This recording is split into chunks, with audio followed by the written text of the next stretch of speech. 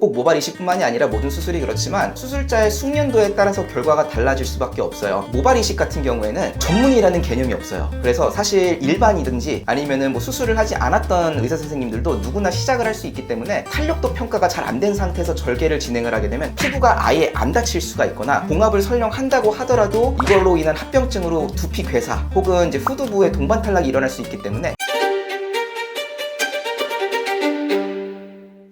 안녕하세요, 송대훈 원장입니다. 오늘은 탈모로 고민하시는 분들 중에 이제 막 모발 이식에 관해서 이제 알아보시거나 궁금증이 조금 시작되신 분들을 위해서 핵심이 되는 내용들을 설명을 드리도록 하겠습니다. 흔히 얘기하는 남성형 탈모란 이제 유전성 탈모라고들 많이 알고 계신데, 남성형 탈모는 이제 남성 호르몬 테스토스테론이 5알파 리덕타제라는 물질에 의해서 분해가 돼서 DHT라고 하는 호르몬을 만들게 됩니다. 이 DHT라고 하는 물질이 모낭을 공격을 하게 돼서 일어나는 게 이제 유전성 탈모라고 알고 계시면 되시고, 흔히 우리가 완전히 탈모가 다 진행된 분들을 보면은 옆이랑 뒷머리는 빠지지 않는 것을 보실 수 있습니다. 옆이랑 뒷머리는 탈모의 영향을 안 받는 영역의 모발이라고 보시면 되시고, 보통 탈모는 정수리 쪽 탈모부터 시작을 되거나 아니면은 M자 탈모부터 진행을 해서 전체적으로 영역이 넓어져서 우리가 흔히 알고 있는 U자형 탈모까지 진행된다고 보시면 되겠습니다. 모발 이식이라는 것은 이제 빠지지 않는 머리들을 가져다가 이제 이식을 하는 방법으로, 우리가 흔히 가장 먼저 이제 뒷머리, 이제 뒷머리가 조금 모자라게 되면 옆머리를 뽑아다가 이제 앞으로 이식을 해오게 되는데, M자 탈모가 진행돼서 M자 이식을 하였다라고 하면은 M자에 심어진 머리들은 거의 영구적으로 빠지지 않는다. 채취 안 하고 네. 남의 거 갖다가 심으면 안 되나? 가능은 한데, 우리 몸은 내 생체의 것이 아닌 것은 면역 반응이 일어나서 공격을 하게 됩니다. 염증 반응을 일으키거나 아니면은 생착이 잘 안 될 수가 있어요. 만약에 성공적으로 남의 머리를 이식을 하기 위해서는 우리가 면역 억제제를 복용을 해야 되거든요. 생명에 영향이 있을 수 있는 간 이식이나 콩팥 이식은 어쩔 수 없이 이제 면역을 억제시키면서 이식을 하게 되는데, 모발 이식을 할 경우에 면역 억제제를 드시는 거는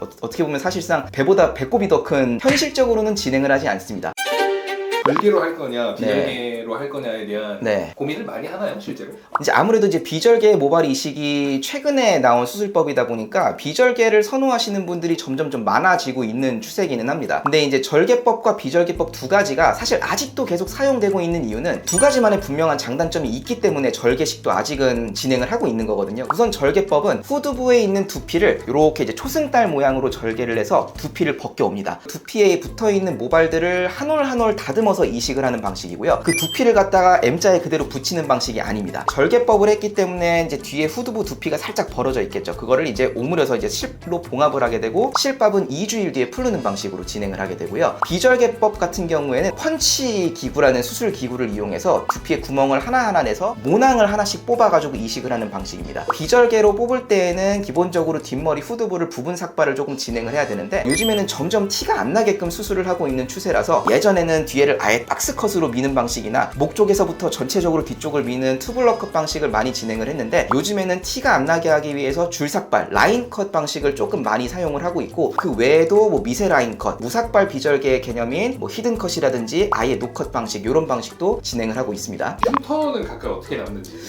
우선 비절개가 흔히 절개에서 남는 이런 일자 형태의 흉터가 안 남는다고 생각을 하셔서 비절개를 원하시는 분들이 많은데, 비절개도 흉터가 아예 안 남는 건 아니에요. 펀치 기구를 이용해서 두피에 구멍을 내서 뽑는 방식이다 보니까 후두부에 미세하게 좁쌀 같은 흉터들이 남게 되는데, 사이즈가 작기 때문에 머리를 조금만 길러도 완전히 가려져서 티가 안 나기는 합니다. 근데 절개도 옛날에 15년 전, 20년 전에 하신 분들 같은 경우에는 흉터 두께가 조금 넓게 남아서 절개 흉터가 크게 남는 분들이 있었는데, 요즘에는 절개하는 디자인이라든지 봉합하는 방법이 예전보다 많이 좋아지면서 흉터도 예전보다 많이 가늘어져서 너무 흉터 남는 거에 대해서 걱정하실 필요는 없습니다.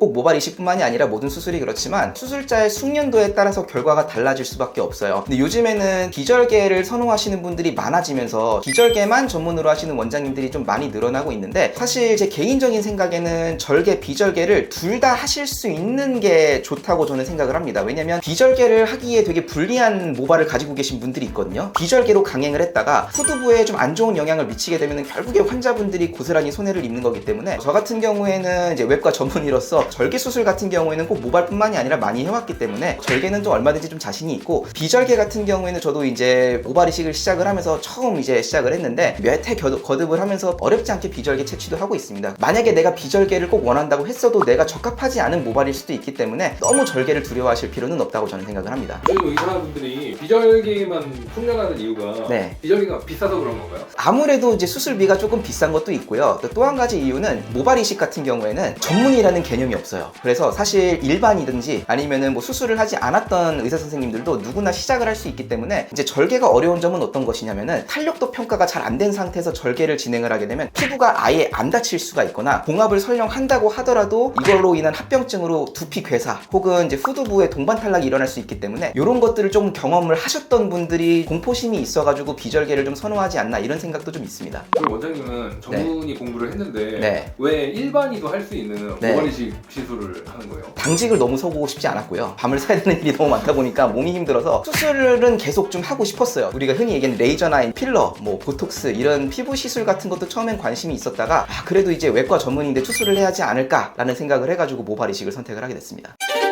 그럼 이제 모발 이식을 네. 대체 언제 고민하고 해야 되냐? 한 10년, 20년 전만 해도 나이가 든 이후에 하는 게 더 유리하다 이렇게 말씀을 드렸어요. 왜냐면은 인터넷에 돌아다니고 있는 짤 많이 봤을 거예요. 그 더듬이 짤 있죠. 이식을 하게 되면 이식모는 안 빠지고 탈모가 진행을 하게 되면 이 더듬이처럼 이식모만 남아있고 나머지 모발들은 빠져서 진행을 하기 때문에 충분히 어느 정도 탈모가 진행된 이후에 이식을 하는 것이 결과가 좋다. 근데 이거는 좀 옛날 얘기고 요즘에는 탈모 약도 카피약들이 많이 나오면서 약 복용하는 것도 비용적으로나 이런 게 어렵지 않기 때문에 충분히 일찍부터 약을 복용을 시작을 하실 수 있고, 그리고 서양 같은 경우에는 사실 탈모에 그렇게 민감하지 않기는 해요. 우리가 서양인들 보면은 탈모가 진행된 분들 그냥 삭발하고 다니시는 분들 많이 보잖아요. 근데 우리나라는 약간 좀 정서상 탈모에 굉장히 민감해요. 여성분들 만나기도 어렵고 연애하기도 좀 쉽지가 않고, 직장 생활을 할 때에도 탈모가 있으신 분들은 아무래도 좀 눈치를 많이 보게 되는 게 사실이고, 이러다 보면 심리적으로 좀 위축이 될 수밖에 없어요. 그래서 저는 충분히 좀 젊을 때 본인 자신감 그리고 자존감을 높이고자 하는 목적에서도 내가 하고 싶을 때 일찍 진행을 하시는 것을 저는 좀 추천을 드립니다. 그러면 탈모를 네.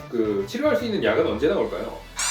못해도 한 10년, 20년은 지나야 나오지 않을까 싶기는 해요. 저는 설명드릴 때 탈모는 성인병이랑 비슷한 개념이라고 보시면 된다고 설명을 드리는 게, 우리가 고혈압약, 당뇨약 나온 지도 꽤나 오래됐잖아요. 고혈압, 당뇨를 아직까지도 우리가 정복을 못하고 있어요. 평생 관리를 해줘야 되는 질환이라고 설명을 드리는데, 탈모도 마찬가지예요. 약을 꾸준히 복용을 하셔야 이 진행을 막을 수 있지, 나는 이 정도면은 머리가 충분히 굵어졌네 라고 생각을 하시고 약을 복용을 중단을 하게 되면은 그 순간부터 다시 탈모는 진행을 하는 거기 때문에 성인병과 같이 꾸준히 관리를 해야 되는 질환이다, 이렇게 생각을 하시는 게 맞을 것 같습니다.